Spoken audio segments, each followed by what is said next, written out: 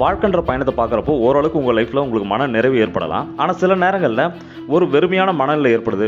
இது இன்னும் ஆழமாக சொல்லப்போனால் ஏதோ ஒரு விஷயத்த மனசு தேடிட்டே இருக்குது. நம்ம போகிற பாதை கரெக்டு தானா, நம்ம கரெக்டான வழியில் தான் போயிட்டுருக்கோமா அப்படின்ற ஒரு தேடல் வந்து எல்லாருக்குள்ளேயும் இருந்துகிட்டே தான் இருக்குது. வாழ்க்கையில் எத்தனையோ பிரச்சனையோடு தான் நம்ம வாழ்ந்துட்டுருக்கோம்.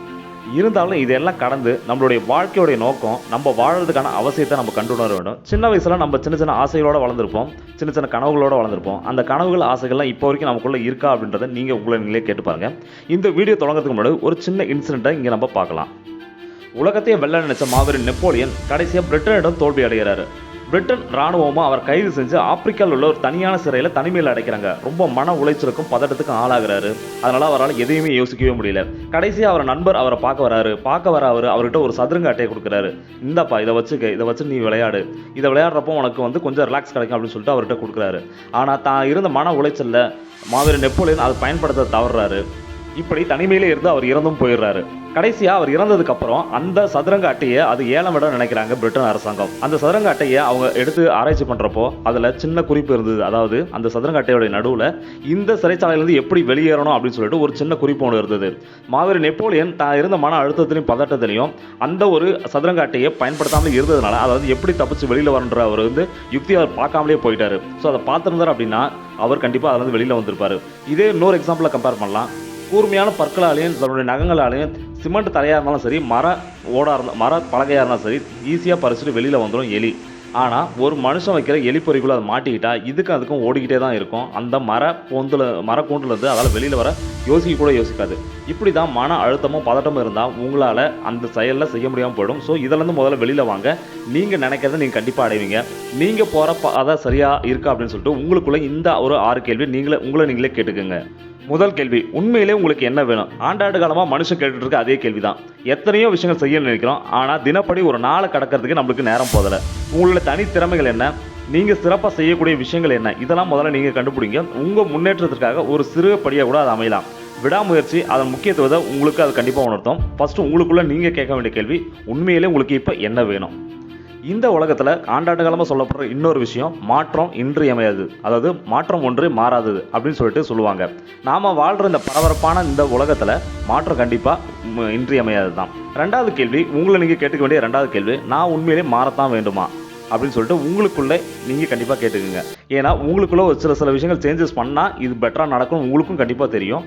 அப்போது அந்த மாதிரி விஷயங்களை உங்களை நீங்கள் மாற்றிக்கணும் அப்படின்னு சொல்லிட்டு இந்த ஒரு கேள்வியை உங்களை நீங்களே கேட்டுக்கோங்க. மூணாவது கேள்வி, உங்ககிட்ட இப்போ இருக்கிற பொருளாதார ரீதியாக உங்ககிட்ட இருக்கிறத வச்சு நீங்கள் மகிழ்ச்சியாக இருக்கிறீங்களா? கண்டிப்பாக மகிழ்ச்சின்றது வாழ்க்கையில் ரொம்ப ரொம்ப முக்கியமான ஒரு விஷயம்.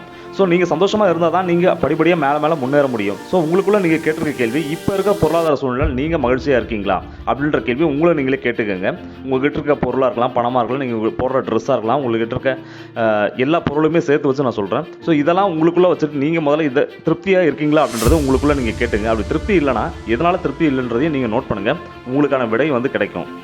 நாலாவது கேள்வி, உங்ககிட்ட எவ்வளோ இருக்கணும்? அதாவது பணமாக இருக்கலாம், நகையாக இருக்கலாம், இல்லை வேறு ஏதாவது பொருளாக கூட இருக்கலாம். ஸோ உங்ககிட்ட எவ்வளோ இருக்கணும் அப்படின்னு சொல்லிட்டு இந்த ஒரு கேள்வி கேட்டுங்க. உங்களுக்கு தேவைப்படுற பொருள் மீது அல்லது தேவைப்படுற ஒரு இடமோ நகையோ இதன் மீது நீங்கள் கேட்டுக்கங்க. ஏன்னா இன்றைக்கி பொருளாதாரன்றது ரொம்ப ரொம்ப முக்கியம். செல்வ செழிப்புன்றது நம்மக்கிட்ட ரொம்ப முக்கியம்.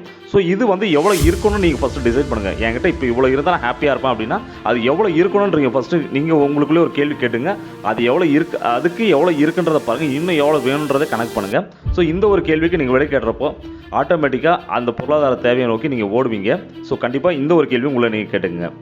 ஐந்தாவது கேள்வி, உங்களை மோட்டிவேட் பண்ணுறது எது? அதாவது நீங்கள் ஒரு விஷயம் செய்கிறப்போ அந்த விஷயம் செய்கிறப்போ நீங்கள் ரொம்ப ஹாப்பியாக ஃபீல் பண்ணுவீங்க. அந்த ஒரு விஷயம் எது? எந்த ஒரு விஷயம் உங்களை திரும்ப மோட்டிவேட் பண்ணிகிட்டே இருக்குது? ஸோ அந்த விஷயத்தில் நீங்கள் செய்கிறப்போ, அந்த ஒரு செயலை திரும்ப செய்கிறப்போ நீங்கள் அதிகமாக உத்வேகம் அடைவீங்க. ஸோ அது மூலிமா உங்கள் லைஃப் இன்னுமே க்ரோத் ஆகும். ஸோ ஐந்தாவது கேள்வி, எந்த ஒரு வேலையை எந்த ஒரு செயலை நீங்கள் செய்கிறப்போ அதிகமாக மோட்டிவேட் ஆகிறீங்கிறத நோட் பண்ணி பாருங்கள். ஸோ நீங்கள் என்னைக்காவது டல்லாக கான்ஃபிடென்ட் லோவாக ஃபீல் பண்ணுற அன்றைக்கி அந்த ஒரு செயலை நீங்கள் நினச்சி பாருங்கள், அதை திரும்ப செஞ்சு பாருங்கள். கண்டிப்பாக உங்களுக்கு ஒரு முன்னேற்றத்தை கொடுக்கும்.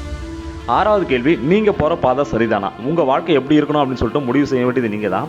அதனால் ஒரு விஷயம் தொடங்கிறதுக்கு முன்னாடி அதை அடையிறது ரொம்ப கஷ்டம்னு நினச்சிட்டா இருட்டில் தொலைச்ச ஒரு பொருளை போய் வெளிச்சத்தை தர்றதுக்கு சமம். ஸோ அதனால் உங்களுக்குள்ளே இந்த கேள்வியை 6வது கேள்வியை நீங்கள் கரெக்டாக கேட்டுங்க. நீங்கள் போகிற பாதை கரெக்ட் தானா அப்படின்னு சொல்லிட்டு. ஸோ ஏன்னா உங்களுக்கு மட்டும்தான் தெரியும் நீங்கள் என்ன வேணும் அப்படின்னு நினச்சி நீங்கள் போகிறீங்களோ, ஸோ எந்த ஒரு விளைவு உங்களுக்கு வேணும்னு நினச்சி நீங்கள் போகிறீங்களோ, ஸோ உங்களுக்கு அந்த விளைவு கண்டிப்பாக கிடைக்கும். இந்த ஒரு 6 கேள்வியை உங்களை நீங்களே கேட்டுங்க, உங்களுக்கு கண்டிப்பாக ஒரு பதில் கிடைக்கும். ஸோ இந்த ஒரு வீடியோ பதிவு உங்களுக்குள்ள ஒரு சின்ன சேஞ்சஸ் உண்டு பண்ணணும்னு நான் நினைக்கிறேன். மீண்டும் அடுத்த ஒரு வீடியோ பதிவில் சந்திக்கலாம். நன்றி.